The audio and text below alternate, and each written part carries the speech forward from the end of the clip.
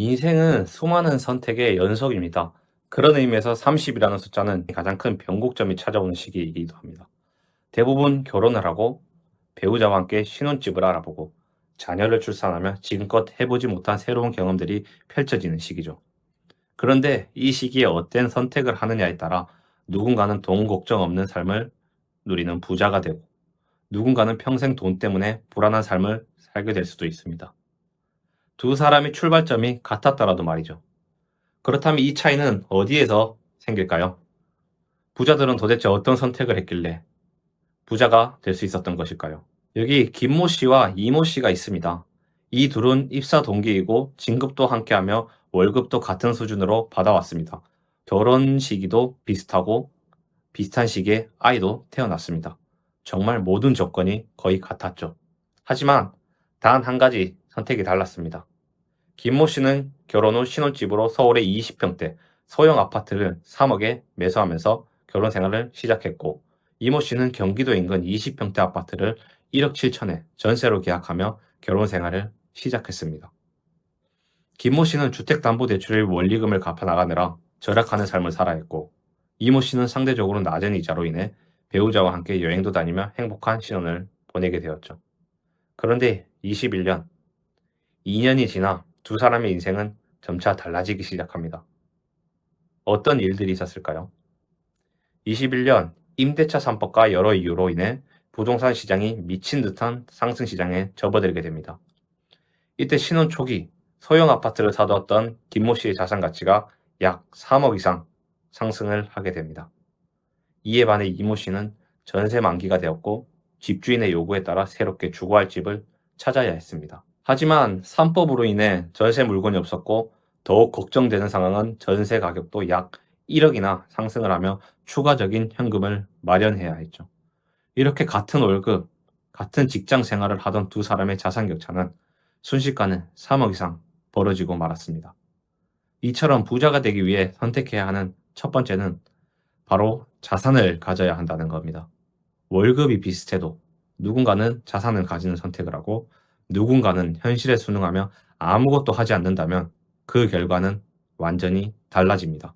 즉, 자산을 가진다는 것 혹은 투자를 해야 한다는 것은 이제 선택이 아니라 필수입니다. 누군가는 이렇게 말합니다.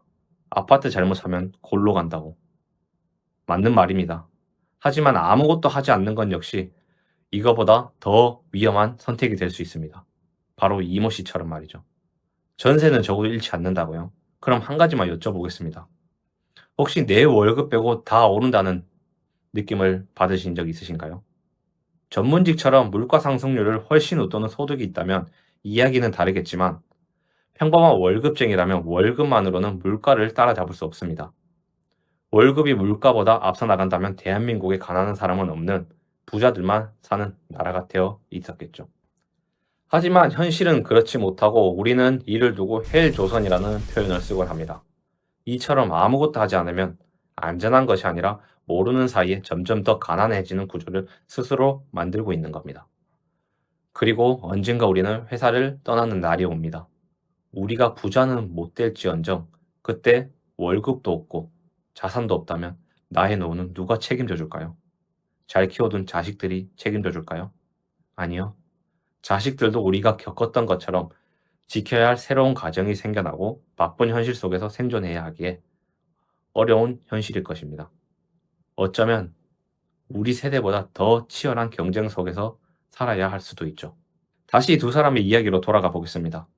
자산 상승을 경험한 김모 씨는 차도 사고 해외여행도 다니고 월급을 받으며 신혼생활 때 누리지 못하는 여유로운 삶을 살기 시작했습니다.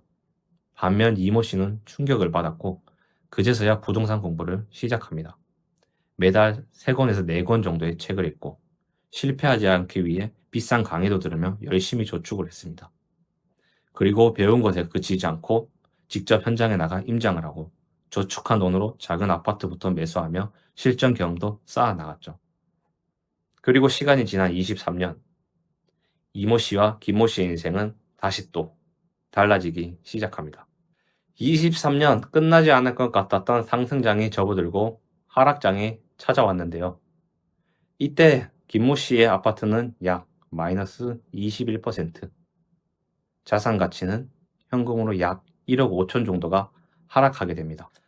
하지만 이모 씨는 잘 저축했던 목돈과 열심히 공부하고 경험을 쌓았던 실력으로 부동산 투자를 했었었고, 그 결과 6천만 원 투자로 약 118%의 수익률을 달성했습니다. 절대 금액은 크지 않고 한 건의 투자로 바로 부자가 되는 건 아니지만, 과거 아무것도 하지 않았던 시절과 비교하면 엄청난 변화였습니다.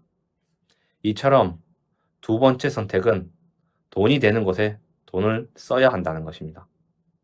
김모 씨는 상승된 자산으로 차, 여행, 소비를 했고, 이모 씨는 자산이 불어날 수 있는 곳에 돈을 사용했습니다. 이 원리는 부자 아빠, 가난한 아빠에서도 나옵니다.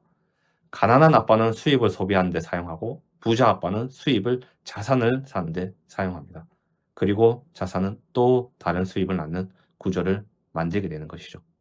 지금까지 이야기 어떠신가요? 너무 이상적인 이야기처럼 들리시지 않으신가요? 그러실 수도 있습니다. 하지만 이 이야기는 모두 실제 제 경험에서 나온 이야기입니다.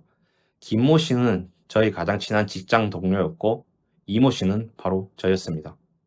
그리고 중요한 사실은 제가 뒤늦게 깨달았던 그 방식이 실제로 한국 부자들이 이미 하고 있던 방식이었다는 점입니다. 한국 부자 보고서를 보면 상위 부자들의 자산 가운데 부동산이 무려 55.4%로 절반 이상을 차지합니다. 부자의 절반 이상이 두 채 이상의 부동산을 보유하고 있고, 상위 1%로 갈수록 이 비중은 더 높아집니다. 즉, 부자들은 제 경험처럼 먼저 자산을 가지고 돈이 되는 곳에 돈을 쓰고, 그 중에서도 부동산을 핵심 자산으로 선택해왔다는 겁니다. 하지만 사람들은 이렇게 말하죠. 투자는 위험하다. 부동산은 끝이 났다. 그런데 저는 이렇게 말씀드리고 싶습니다. 가장 큰 위험은 아무런 위험도 감수하지 않는 것이다. 지금은 아무것도 하지 않는 선택은 눈에 보이지 않을 뿐 결국 더 큰 위험이 될 수 있습니다. 그러니 우리는 행동해야 합니다. 부동산도 마찬가지입니다. 관심은 있지만 어디서부터 시작해야 될지 몰라서 멈춰 있는 상태가 오히려 가장 큰 리스크가 될 수 있습니다. 그런데 대부분의 사람들이 어떻게 무엇부터 시작해야 될지 몰라 하는 경우가 많습니다. 그래서 준비했습니다. 나도 시작해 보고 싶은데 어떻게 접근해야 하지? 라는 분들은 고정 댓글에 영상 링크를 클릭해 주세요. 이 영상 속에 부동산에 대한 공부 방법, 어떻게 시작을 하면 좋을지에 대한 여러 가지 인사이트를 담아두었으니까 반드시 시청해 보시길 추천드립니다.